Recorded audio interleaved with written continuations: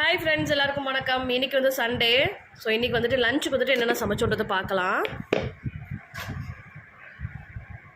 இது வந்து தேங்காய் பால் ஊற்றி குஸ்கா மாதிரி செஞ்சுருக்கோம்.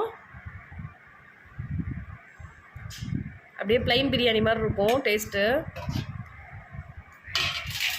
இதுக்கு சைட் டிஷ்ஷாக வந்துட்டு சிக்கன் கிரேவி,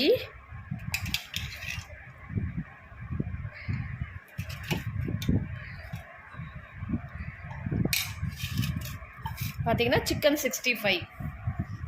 ஸோ இன்றைக்கி வந்துட்டு லஞ்சுக்கு எங்கள் வீட்டில் இதுதான். வாங்க சாப்பிட்லாம். தேங்க்யூ.